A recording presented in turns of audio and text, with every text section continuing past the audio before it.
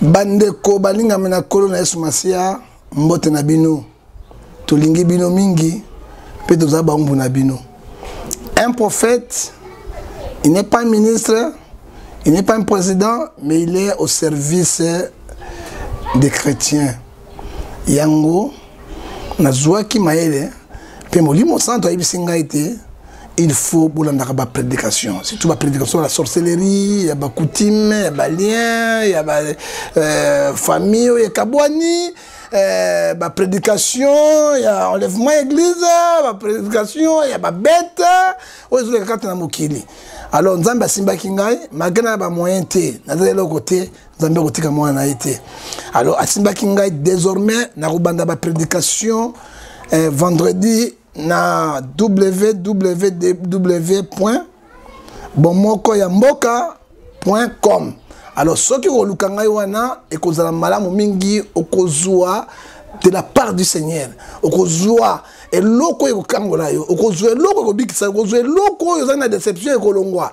Hein? Toteya mabala na ba voyage na potote tozoteya Ephésiens 5 verset 16, racheter le temps car les jours sont mauvais.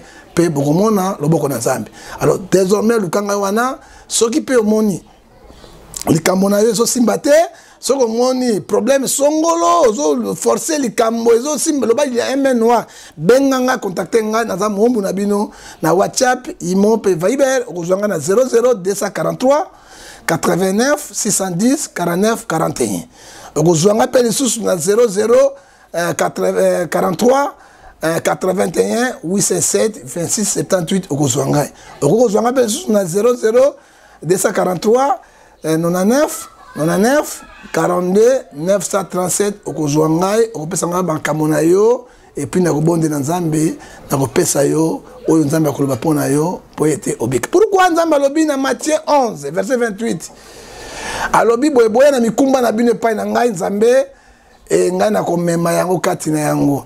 Et dès Chroniques 20-20 Nzambe abina biso boye, confie-toi à l'Éternel, votre dette sera fermée et confie-toi à ses prophètes et vous réussirez. Un prophète, c'est lui qui donne la directive divine. Un prophète, c'est lui qui donne les oracles du Seigneur.